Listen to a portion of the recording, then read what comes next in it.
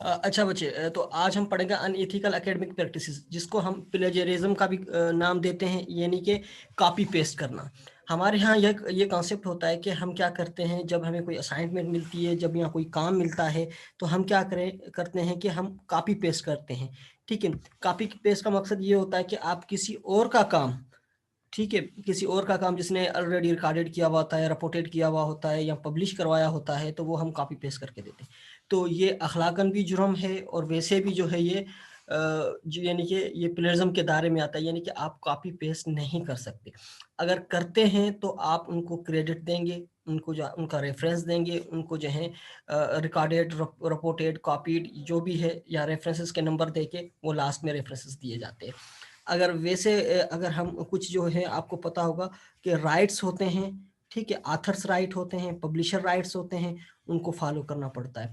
हालांकि असाइनमेंट जो होते हैं वो आपके अनऑफिशियली होते हैं। अनऑफिशियली का मकसद ये नहीं कि सिर्फ हम हमारे तक महदूद होते हैं, हम कहीं और पे नहीं भेजते। ठीक है। स्क्रीन नहीं आ रही बेटा आप लोगों के पास? नो सर, सिर्फ लिखा हुआ आ रहा है कि स्टार्टेड, आपने शेयर करना स्टार्ट किया।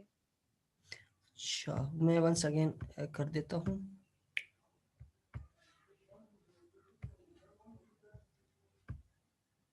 अब आ रही है स्क्रीन? Yes sir. एक मिनट बच्चे।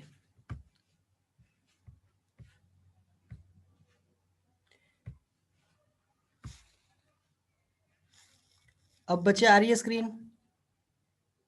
जी सर। ठीक है बच्चे, सही है। अच्छा, अब क्या होता है, एक मिनट बच्चे, वंस अगेन मैं इसको रिपीटेड कर देता हूँ। अनइथिकल एकेडमिक प्रैक्टिसेस ये होता है कि अगर आप किसी का काम, किसी की इंफॉर्मेशन यहाँ जो आपको रिक्वायर होती है, अगर वो कॉपी पेस्ट आप लोग करते हैं, कॉपी पेस्ट, तो आप क्या करते हैं, उनको क्रेडिट देते हैं। क्रेडिट का मकसद ये, यहाँ तो रेफरेंस के जरिए उसको जो है आप मेंशन करते हैं, या रेफरेंसेस के अलावा जो है आप उनका जो है कॉपीड करके उनका जो है वो नाम दिया जाता है, ताकि अगर हमने किया है तो उनको वो क्रेडिट जाए, उनकी जो मेहनत है उनको जो है वो क्रेडिट जाए। ठीक है। अगर हम ये काम नहीं करते तो वो अनइथिकल एकेडमिक प्रैक्टिसेस में आ जाता है। रिसर्च के अंदर जो भी काम किया जाता है, ठीक है, तो वो इथिकल किया जाता है। अगर इथिकल नहीं होता तो प्लेजरिज्म चेक किया जाता है। प्लेजरिज्म क्या होता है कि हम डिटेक्ट करते हैं, ठीक है, एक सॉफ्टवेयर के थ्रू, जिस सॉफ्टवेयर का नाम क्या है, टर्न इट इन। ठीक है। वंस अगेन मैं रिपीट कर देता हूँ, उस सॉफ्टवेयर का नाम है टर्न इट इन।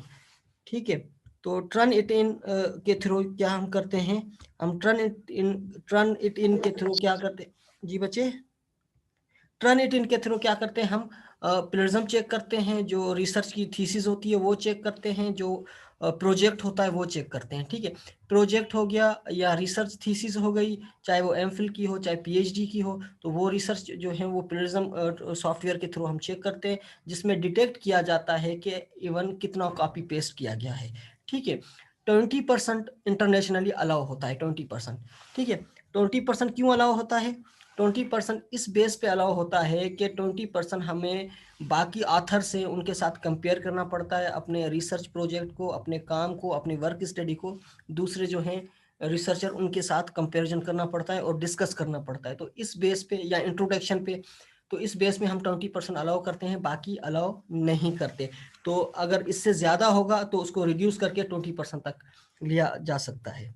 सही है। आगे चलते हैं, जो जिसको रिसर्च मिसकंडक्ट भी कहा जाता है। What do mean by research misconduct? यानी कि रिसर्च के अंदर जो है आप मिसगाइड करना, रिसर्च के अंदर आप जो है जिसको कहा जाता है कि रिसर्च के अंदर आपने जो है कुछ इस तरह का जो है फाल्सिफिकेशन की है या फेब्रिकेशन की है, यानी कि कॉपी पेस्ट किया है, डेटा को कॉपी पेस्ट किया है, या रिसर्च के अंदर जो मटेरियल है, प्रोसेस है, या चेंजिंग करके आपने जो है इम्प्लीमेंट करके, एडिटिंग करके आपने काम किया, तो ये रिसर्च मिसकंडक्ट के अंदर आ जाता है। रिसर्च मिसकंडक्टिंग के अंदर क्या होता है कि इसकी ये फाइन होती है, ये सज़ा होती है कि आपकी रिसर्च को भी रिजेक्ट किया जा सकता है, आपकी थीसिस को भी रिजेक्ट किया जाता है।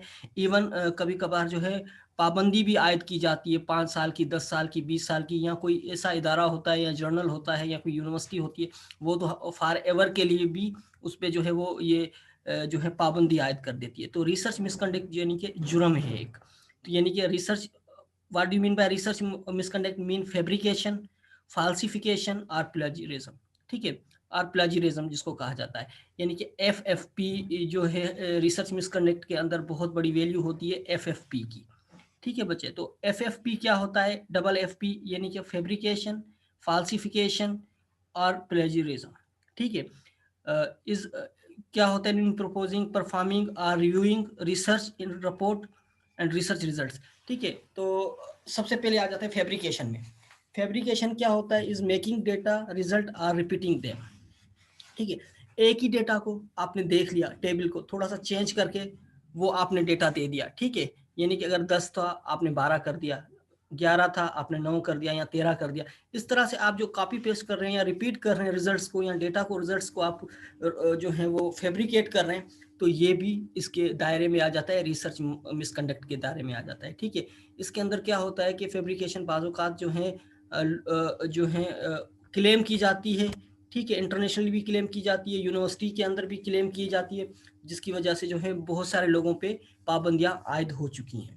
अच्छा, इसके बाद रिसर्च में आता है फाल्सिफिकेशन। What do mean by फाल्सिफिकेशन? फाल्सिफिकेशन का मकसद ये होता है कि आप गलत बयानी से काम लें।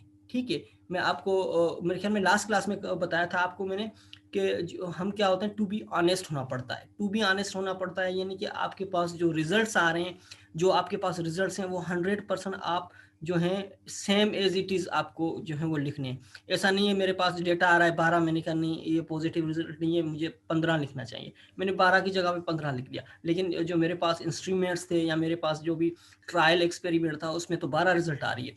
तो ये इस तरह की फाल्सिफिकेशन भी बहुत ज़्यादा रिसर्च के अंदर पाई जाती है। ठीक है, इसका जो है बहुत ज़्यादा नुकसान भी होता है। ठीक, नुकसान क्या होता है कि आपके पास एक्यूरेट रिजल्ट नहीं आते, और इसके अलावा जो है बहुत सारी चीज़ें और भी इशू करती हैं। अच्छा, फाल्सिफिकेशन किस तरह हम जो है अपनी वर्डिंग के अंदर जो है इसको कर सकते हैं define, is manipulating research material. ठीक है, हम मैनिपुलेट करें, एडिटिंग करें, ठीक है, या ओमिटिंग करें, किसके अंदर, रिसर्च मटेरियल के अंदर, प्रोसेस के अंदर, चेंजिंग ओमिटिंग डेटा और result such that the research is not accurately represented in research. ठीक है, तो हम उसको एक्यूरेट रिप्रेजेंट ना करें, एक्यूरेट ना लिखें। जस्ट लाइक आप लोगों को मैंने लैब के अंदर काम करवाया था। ठीक है, अब आप लोगों के पास डेटा है, आप लोगों के पास है, ठीक है, आप लोग क्या करें, उसको प्रॉपर्ली ना लिखें, थोड़ा सा चेंज कर लें, तो ये क्या आता था, ये फाल्सिफिकेशन के अंदर आ जाता है। ठीक है, फाल्सिफिकेशन में और भी बहुत सारी चीज़ें आ जाती हैं, जस्ट लाइक एडिटिंग है, जस्ट लाइक चेंजिंग है। ठीक है, आप डेटा चेंज कर सकते हैं, एडिट कर सकते हैं, मटेरियल के अंदर चेंज ला सकते हैं। ठीक है, प्रोसेस के अंदर चेंज ला सकते हैं। तो इस तरह की मैनिपुलेटिंग जो होती है वो फाल्सिफिकेशन के अंदर आ जाती है। ठीक है बच्चे, फैब्रिकेशन अलग चीज़ है, फाल्सिफिकेशन अलग चीज़ है। इसके बाद आ जाता है प्लेजरिज्म में। प्लेजरिज्म क्या होता है कि कोई आइडिया, कोई मैटर हम स्टील करें। ठीक है, हम पिक करें, हम without any permission, without any copyright, हम उसको बताए, ऑथर को बताए बगैर हम कुछ चीज़ें उनकी चोरी कर लें। ठीक है, स्टील कहा जाता है किसी चीज़ को चोरी करना। ठीक है, तो प्लेजरिज्म के अंदर क्या होता है कि आपको जस्ट लाइक एक टॉपिक दिया गया है। ठीक है, आपको कहा गया कि आप रिसर्च प्रोजेक्ट बनाएं या कोई टॉपिक बनाएं। आपने क्या किया कि वो जो है कंप्यूटर पे जाके गूगल स्कॉलर में अंदर जाके चीज़ें सारी सर्च की। आथर को आपने कोई जो है जो उनका आथर का जो होता है कंट्रीब्यूशन, उनको भी आपने डिस्कस नहीं किया। आपने जस्ट जो आपकी लाइन्स थी या आपका मटेरियल आपको जो चाहिए था, आपने वो कॉपी पेस्ट कर लिया, या मेथड था जो लैब का वो आपने कॉपी पेस्ट कर लिया। तो ये किसके दायरे में आता है, प्लेजरिज्म के दायरे में आता है।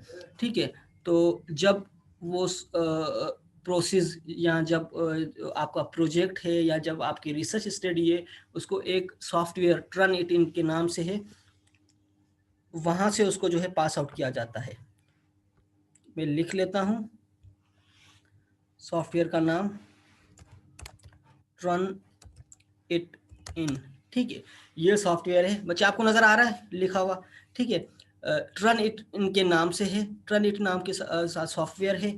ठीक है, ये सॉफ्टवेयर क्या होता है, ये सॉफ्टवेयर जो है HEC की तरफ, हायर एजुकेशन की तरफ से जो है वो दिया गया है। ठीक है, तमाम यूनिवर्सिटीज़ के पास यही सॉफ्टवेयर है। ये जो है प्लेजरिज्म डिटेक्ट करता है, फाइंड आउट करता है। ठीक है, अच्छा, और वैसे ये सॉफ्टवेयर पे हर कोई एक्सेस नहीं होता, हर किसी का। यूनिवर्सिटीज़ में टीचर्स को और जो है यूनिवर्सिटीज़ के कुछ जो है ऑफिशियल्स, उनके पास इसका जो है एक्सेस है। ठीक है, और इसके एक्सेस की वजह से जो है ना, हम तमाम रिसर्च की जो थीसिस वगैरह हैं या जो काम है वो चेकआउट करते हैं कि इसके अंदर प्लेजरिज्म कितना है। और जो है प्लेजरिज्म जो है वो 20% जो है एक्सेप्टेबल है। ठीक है। 20% जो है आपका सॉफ्टवेयर जो आपका थीसिस का काम है या रिपोर्ट का काम है, वो 20% अलाउ है। आप 20% प्लेजरिज्म यानी कि हर इंटरनेशनली तौर पे अलाउ है। अगर इससे ज़्यादा हुआ तो क्या होता है कि इससे ज़्यादा होने की सूरत में आपको रिव्यू करना पड़ता है, आपको दोबारा रिजल्ट्स बनाने पड़ते हैं, या दोबारा काम करना पड़ता है, या रिड्यूस करना पड़ता है। अच्छा बच्चे, इसके अंदर भी बहुत सारी जो है कॉम्प्लिकेशंस हैं। ये सॉफ्टवेयर जो होता है ये word by word read out करता है। अच्छा, मैं अब इसकी नेगेटिविटी बता रहा हूँ ट्रेंड सॉफ्टवेयर की। इसमें क्या होता है कि अगर आपने वर्ड बाय वर्ड आपने कॉपी पेस्ट किया है तो वो तो ये डिटेक्ट कर लेता है। अगर आप जस्ट लाइक उसको ग्रामरली चेंज कर लें, थोड़ा सा इसके अंदर चेंज अप ला के आप जो है दोबारा उसको लिख लें, तो फिर ये डिटेक्ट नहीं करता। जस्ट लाइक आप ये जो अगर मैंने लिखा हुआ है रन इट सॉफ्टवेयर, ठीक है, या मैंने ये पूरी जो है लाइनें लिखी हुई हैं या पैराग्राफ लिखा हुआ है, तो अगर मैंने एज इट इज उठाया है तो ये डिटेक्ट करेगा, अदरवाइज वो डिटेक्ट नहीं करता। ठीक है, इस तरह के भी इश्यूज आते हैं और बहुत सारी चीज़ें हैं जो इसके अंदर कॉम्प्लिकेशंस हैं। सही बच्चे, आगे बात समझ में आप लोगों को? बस चले आगे चलते हैं।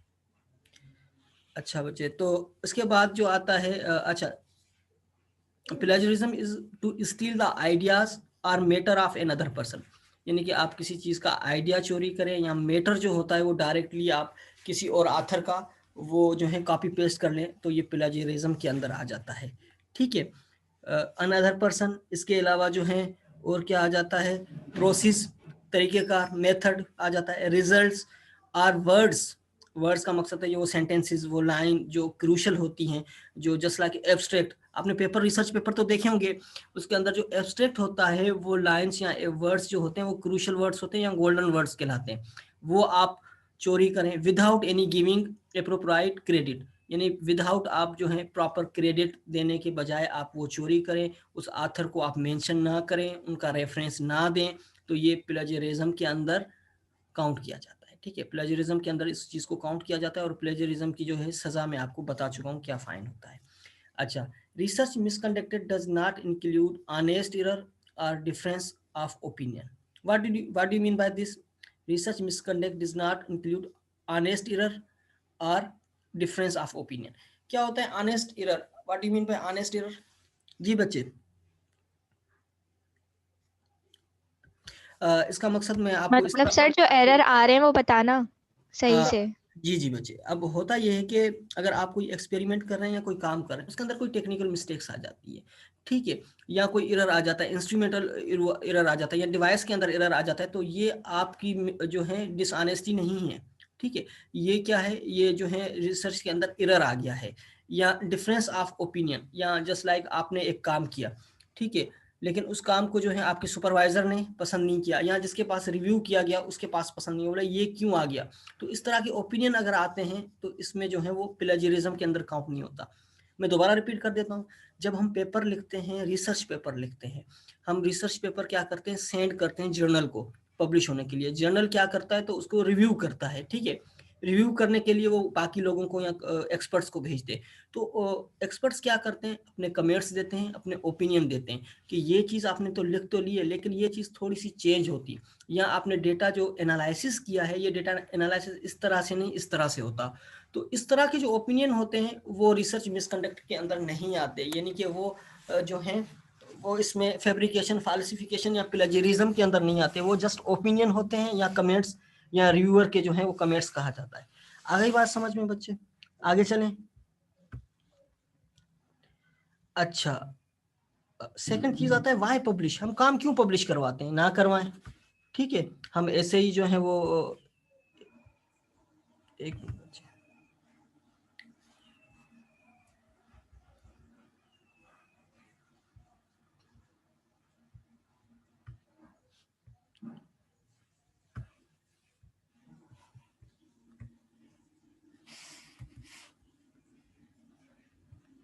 अच्छा, वाई पब्लिश, हम काम क्यों पब्लिश करवाते हैं, हमारी क्या जरूरत है काम पब्लिश करवाने की? जी बच्चे, कोई बताएगा आप लोगों में से हम क्यों पब्लिश करवाते हैं, ना पब्लिश करवाएं?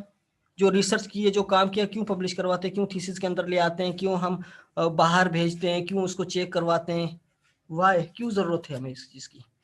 जी बच्चे, सब what do you want to ask? जी बच्चे, कुछ पूछना चाह रही हैं आप? सबा,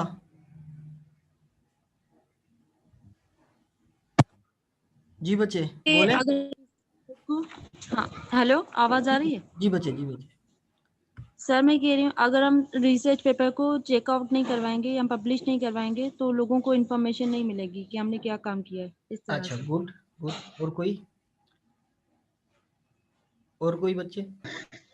ताकि सर आगे आने वालों के लिए मतलब एक गाइडलाइन हो जाए ना। हाँ, गुड, सही, बिल्कुल सही कहा बच्चे आपने। और कोई? अच्छा बच्चे, आप लोगों ने दोनों ने सही कहा। ठीक है, हम काम इसलिए पब्लिश करवाते हैं ताकि जो हमारा काम है, जो डेटा है, वो रिप्रेजेंट हो। ठीक है, यूनिवर्सिटी के थ्रू रिप्रेजेंट हो, रिसर्च के थ्रू रिप्रेजेंट हो, लोगों को भी अवेयरनेस है आए, जो साइंटिस्ट हैं उनके लिए भी कोई न्यू चीज़ आए, कोई न्यू डोर ओपन हो रिसर्च के, कोई न्यू चीज़ एक्सप्लोर हो। तो इस वजह से हम पब्लिश करवाते हैं। ठीक है, अच्छा, बाकी रही बात पीएचडी की वगैरह की। ठीक है, पीएचडी वगैरह के लिए क्या होता है कि पब्लिकेशन मस्ट रिक्वायर होती है। ठीक है, अगर आप पीएचडी, आपको डिग्री नहीं दी जाएगी जब तक आप 2 पेपर पब्लिश नहीं करवाते। रिक्वायरमेंट क्यों है? ताकि आप जो काम कर रहे हैं, रिसर्च कर रहे हैं, वो बाकी लोगों को भी पता चले, यूनिवर्सिटी के अंदर भी पता चले।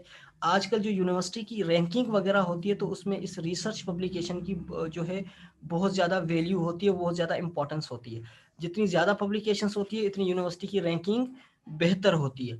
तो ना सिर्फ जो है स्टूडेंट्स, रिसर्च स्टूडेंट्स, फिर पीएचडी वाले स्टूडेंट्स पेपर पब्लिश करवाते हैं, बल्कि जितने भी जो हैं पीएचडी टीचर्स वगैरह हैं या जो टीचर्स हैं वो भी अपने पेपर पब्लिश करवाते हैं जर्नल्स के अंदर। There are 2 types of publications. यहाँ पे मैं आपको, वैसे तो बहुत पब्लिकेशंस की टाइप है लेकिन मेजर यूनिवर्सिटी लेवल पर 2 होती हैं। नंबर 1 बुक्स पब्लिकेशन, वो बिल्कुल हटके है बुक्स पब्लिकेशन के। ठीक है, और सेकंड जो होता है रिसर्च पेपर पब्लिकेशन। वैसे तो रिसर्च पेपर पब्लिकेशंस होते हैं और इसके अलावा जो है, या मैं लिख लूँ बेटा आप लोगों को यहाँ पे, रिसर्च पब्लिकेशंस इसमें आ जाते हैं। और इसके अलावा जो है रिव्यू पेपर आ जाता है इसके अंदर, शॉर्ट कम्युनिकेशन आ जाती है। तो ये डिफरेंट टाइप्स हैं। ठीक है, केस स्टडी भी टाइप है इसके अंदर, बुक चैप्टर्स भी टाइप है, बुक पब्लिकेशन भी टाइप है। तो पब्लिकेशन के बहुत सारे टाइप्स होते हैं, तो इसी वजह से हम पब्लिश करवाते हैं। ठीक है, इसके बाद अगर आप इसमें देखें, a paper is organised description of hypothesis, data and conclusion. ठीक है, intended to instruct the reader. if your research does not generate papers, it might just as well not have been done. यानी कि अगर आप ने research भी कर ली, काम भी कर लिया, लेकिन पेपर आपने जनरेट नहीं किए, पेपर प्रोड्यूस नहीं किए, पेपर पब्लिश नहीं करवाएंगे, तो ये समझा जाएगा कि आपकी थीसिस इतनी अच्छी नहीं है, आपका रिसर्च जो काम किया है वो इतना वैल्यू नहीं रखता। ठीक है, तो आप जब भी काम करते हैं, चाहे प्रोजेक्ट का काम करें, चाहे रिसर्च का काम करें, तो आप रिपोर्ट ज़रूर पब्लिश करवाते हैं। यानी कि आप ज़रूर आप पब्लिकेशन करवाते हैं, ताकि जितनी ज़्यादा पब्लिकेशन होगी उतना ज़्यादा वेटेज होता है आपके जो है काम का, आपके रिसर्च का। ठीक है, आ रही है बेटा बात समझ में आप लोगों को? तो इस तरह से जो है वो पब्लिकेशंस की जाती हैं ताकि आपके काम का वेटेज हो, ताकि आपके काम को जो है वो माना जाए। ठीक है, एक्सेप्टेड किया जाए। ठीक है, इस वजह से हम पब्लिश करवाते हैं काम। सही है बच्चे? अच्छा, इसके बाद आ जाता है आथरशिप। आथरशिप के कुछ जो हैं रूल्स रेगुलेशंस होते हैं। ठीक है, कुछ कोड ऑफ कंडक्ट्स होते हैं, उनको फॉलो करना ज़रूरी होता है। ठीक है, आथरशिप के पास तमाम राइट्स होते हैं। अगर कोई बुक लिख रहा है, बुक उसने पब्लिश कर ली, ठीक है, अच्छा, तो एक हमारे उस्ताद थे, वो बहुत अच्छा जुमला बोलते थे। वो ये कहते थे कि जो किताब जो होती है ना, एक बुक, वो पूरी ज़िंदगी भी जो है वो कम होती है एक किताब लिखने के लिए। ठीक है, और वैसे अगर किताब आप लिखना चाहें तो 1 हफ्ते के अंदर भी लिख सकते हैं। तो मैं इसको जो है इस को मैं इस तरह चेंज कर सकता हूँ कि आप एक अच्छी किताब लिखने में आपको बहुत टाइम रिक्वायर होता है। ठीक है, बहुत टाइम रिक्वायर होता है, तब जाके आप एक अच्छी किताब लिख पाते हैं या एक अच्छा काम कर पाते हैं। उसके लिए सालों आपको रिक्वायर होते हैं, बहुत सारे साल आपको चाहिए एक किताब लिखने के लिए। वैसे अगर आप एक किताब लिखना चाहें तो 1 हफ्ते के अंदर भी लिखी जा सकती है। एम आई राइट? मैं सही बोल रहा हूँ? ठीक है, 1 हफ्ते के अंदर किताब लिखने का मकसद क्या है कि आप जस्ट लाइक कोई एमसीक्यूज की किताब लिख लें। ठीक है, इधर उधर से कॉपी पेस्ट करके एमसीक्यूज ऑनलाइन इधर उधर से करके आप बुक पब्लिश करवा दें, वो भी बुक हो सकती है। ठीक है। यहाँ एक और तरीका भी है, आपने आज आप जो है इसमें हैं फाइनल ईयर में है, नोट्स वगैरह आपने बनाए हैं, वो नोट्स करके आप बायोटेक्नोलॉजी में बुक लिख लें, ए टेक्स्ट बुक ऑफ बायोटेक्नोलॉजी, जिसमें 4th ईयर की तमाम आप जो हैंड आउट्स वगैरह हैं वो लिख के वो आप कर सकते हैं, जो अपनी वर्डिंग में लिखे हुए हैं, तो वो भी बुक हो गई। ठीक है, तो बुक लिखना इतना वो नहीं है, ठीक है, कोई छोटा काम नहीं है। बुक आप जो है फौरी भी लिख सकते हैं, यानी कि 1 हफ्ते के अंदर, 2 हफ्ते के अंदर, लेकिन वो स्टैंडर्ड वाली बुक लिखना उसके लिए बहुत बड़ा अरसा चाहिए, बहुत बड़ा काम रिक्वायर होता है, तब जाके वो बुक अच्छी इदारे से, अच्छे पब्लिशर से पब्लिश होती है। कुछ बुक्स होती हैं जो इंटरनेशनली पब्लिशर्स होती है, जिसमें ISSN नंबर, सही, ये सारी चीज़ें आप लोगों को बतानी पड़ी। ISSN नंबर जो है वो दिया जाता है, असाइन किया जाता है, यानी कि आपका बुक का एक नंबर होता है जो कि वर्ल्ड वाइड तौर पर उस नंबर को माना जाता है। आ रही है बातें समझ में बच्चे आप लोगों को? अगर नहीं आ रही तो आप मुझे बोल दें, मैं आपको दोबारा रिपीट करवा यस दूं। सर। Yes sir. अच्छा, तो बच्चे इसमें क्या होता है कि ऑथरशिप की बहुत सारी जो हैं इम्पोर्टेंस होती है, वैल्यू होती है, उसके पास कुछ अपने अख्तियारात होते हैं, राइट्स होते हैं। ठीक है, अगर आथर चाहे तो मना कर दे कि मेरी किताब को कोई कॉपी पेस्ट नहीं कर सकता, सिर्फ एक ही पब्लिशर करवा सकता है, तो वो सिर्फ एक ही पब्लिशर के पास जाएगी, कोई और पब्लिशर उसको पब्लिश नहीं करवा सकता। अगर आप चाहें अपनी बुक को खुद पब्लिश करवाएं तो वो खुद भी करवा सकते हैं। तो इस तरह कुछ राइट्स होते हैं ऑथरशिप के। The list of authors establish, ठीक है, accountability as well as credit. ठीक है, जो तमाम ऑथर्स के पास जो होते हैं वो अकाउंटेबिलिटी के और क्रेडिट जो होते हैं वो सारे उसके पास होते हैं। वो चाहे तो किसी को इजाज़त दे दे कॉपी पेस्ट की, वो चाहे तो ना दे किसी को। ठीक है, policies of most scientific journals state that a person should be listed as the author of papers only. अच्छा, साइंटिफिक जर्नल्स के अंदर क्या होता है कि हम जब पेपर्स पब्लिश करवाते हैं तो जितने भी आथर्स होते हैं, 3 आथर हो सकते हैं, 4 आथर हो सकते हैं, 5 भी आथर हो सकते हैं। ठीक है, वो जितने भी आथर्स हैं उन आथर्स के पास ये क्रेडिट होता है, उन आथर्स के पास ये आथरशिप की जो है वो अख्तियार होते हैं, राइट्स होते हैं कि वो अपने पेपर को जो है कैरी आउट कर सकते हैं, अपने पेपर का राइट कर रख सकते हैं, वो किसी और को ना दें या उसको जो है पब्लिकली भी ना करवाएं।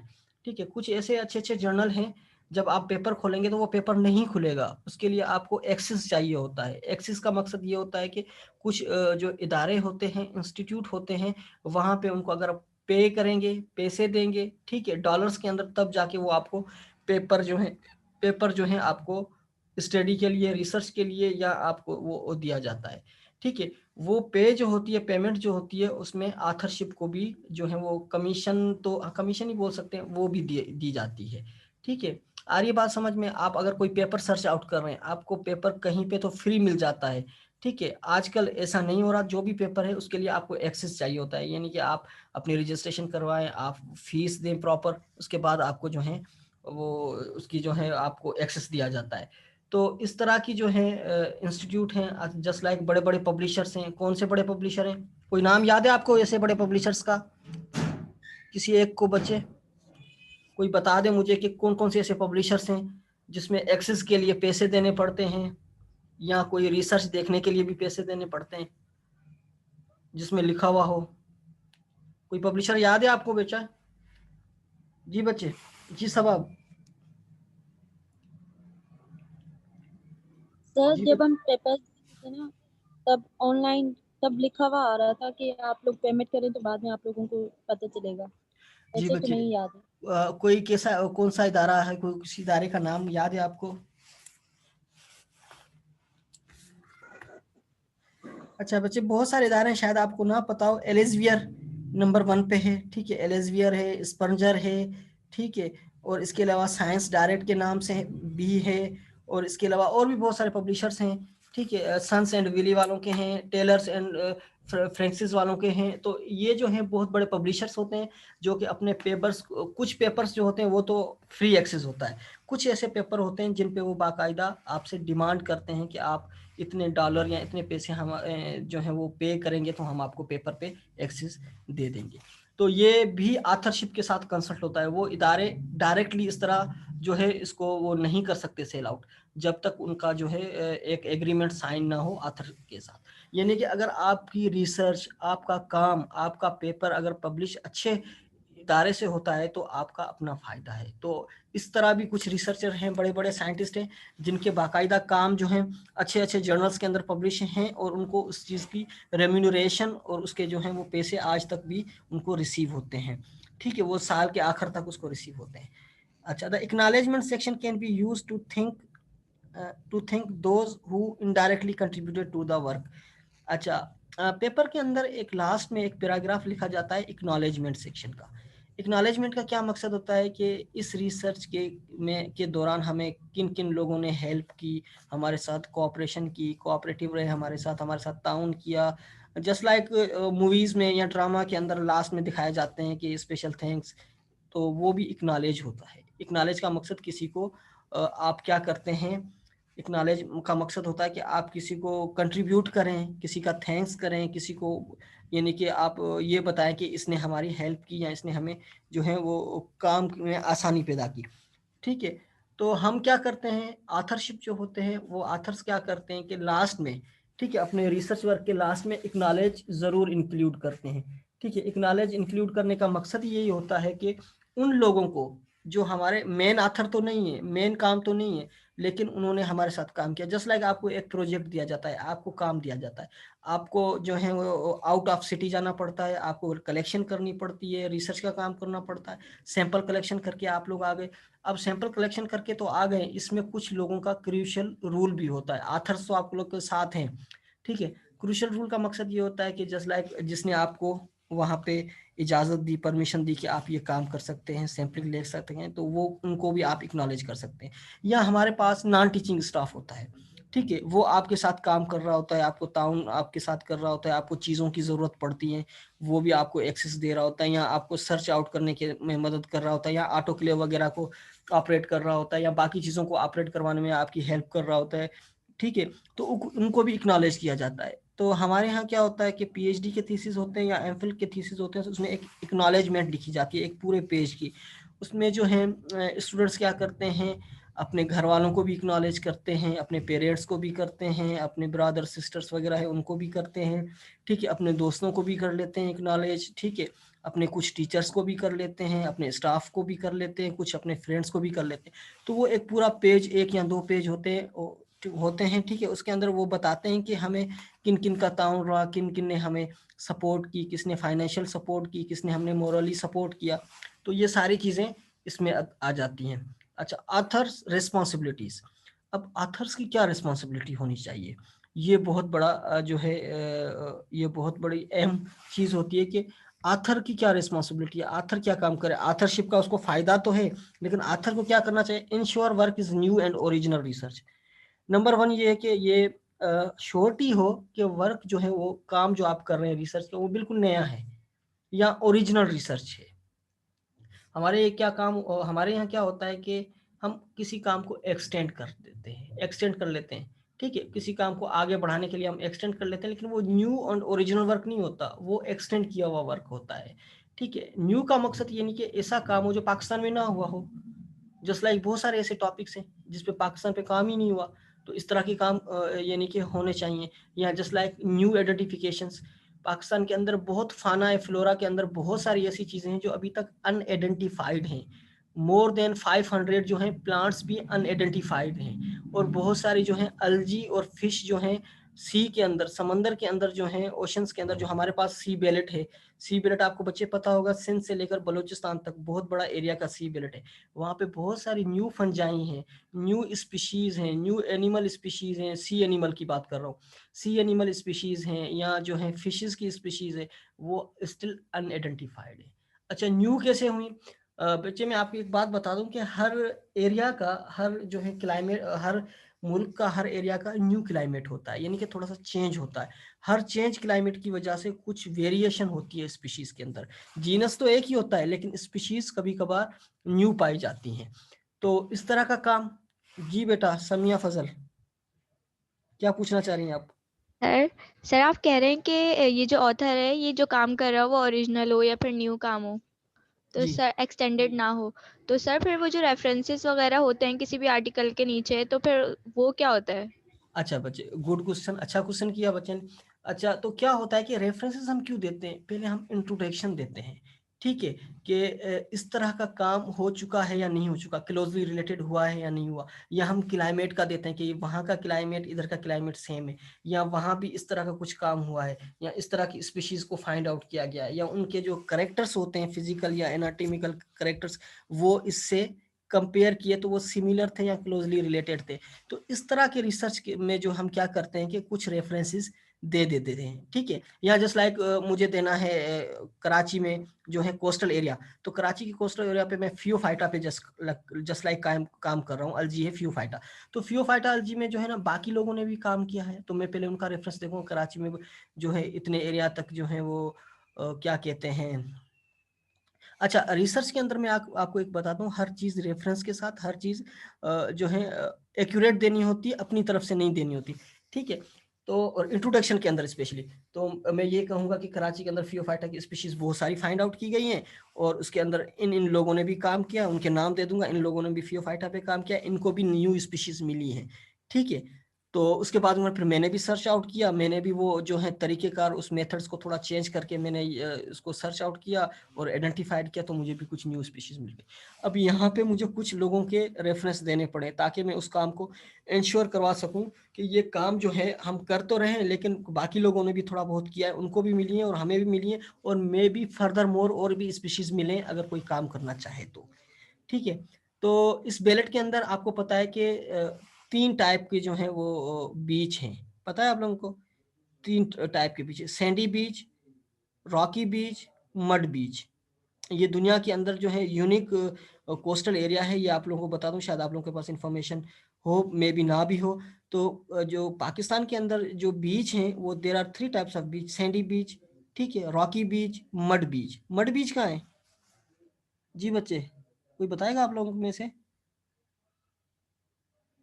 रॉकी बीच आपने देखा है, सी व्यू वगैरह देखा है, वहाँ सैंडी बीच है। ठीक है, रॉकी बीच आप अगर चले जाए मनोड़ा की तरफ या बाकी आगे की तरफ चले जाएं तो वहाँ पे रॉकी बीच है।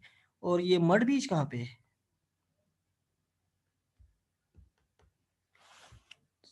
सो गए क्या सारे बच्चे? 23 बच्चे बैठे हुए माशाल्लाह। कहाँ में?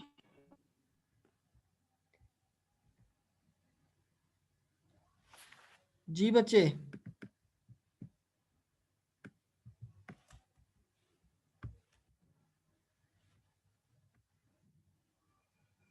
सर मार्क पिनास है आज? मार्क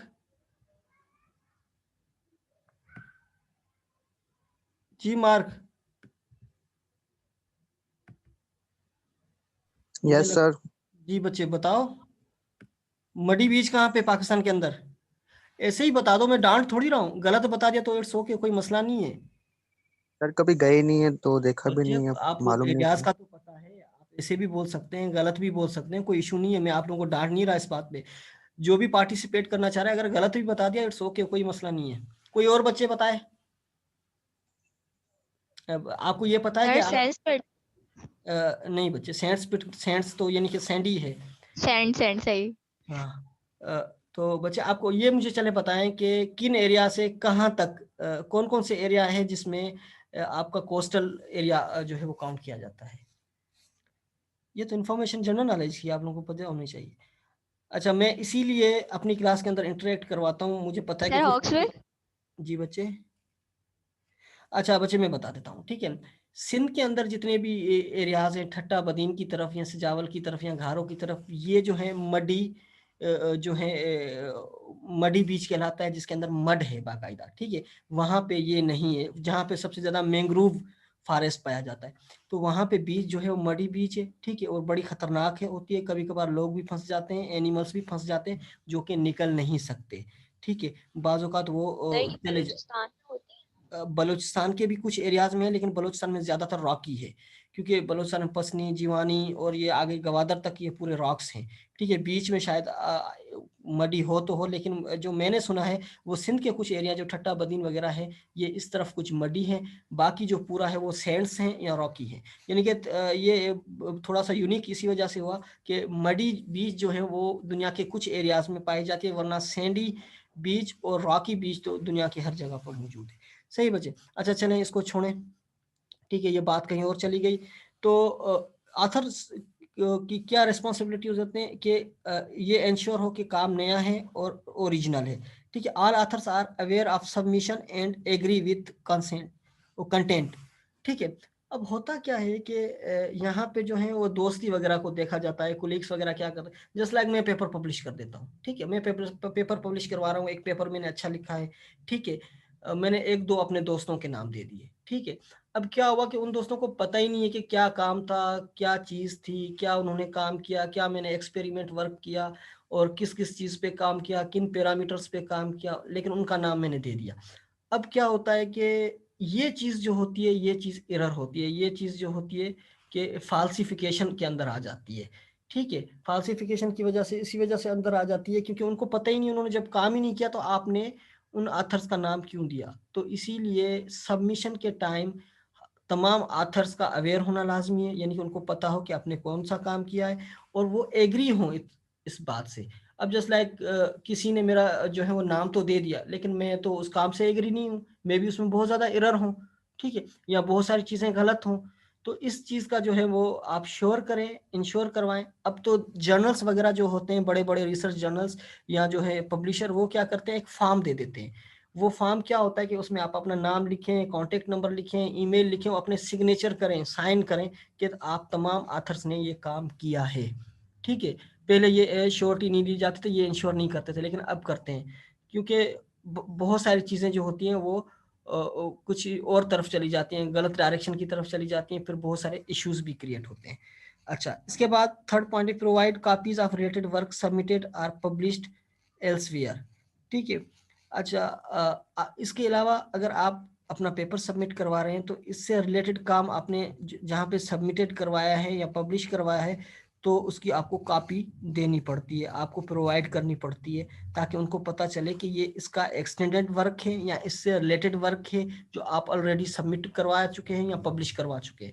ठीक है, तो उनको पता चलेगा कि ये इसका अपना रिसर्च वर्क है, इसका अपना काम है, इसने काम किया है, कुछ हिस्सा इसने पब्लिश करवाया है, कुछ हमारे पास पब्लिश करवा रहा है, ताकि उनको यकीन दहानी हो जाती है। तो ये भी ऑथर रेस्पॉन्सिबिलिटीज के अंदर आ जाती है। अच्छा, ये ज्यादातर जब पेपर आप पब्लिश करवाते हैं, सॉरी चैप्टर पब्लिश करवाते हैं। चैप्टर समझते हैं आप लोग?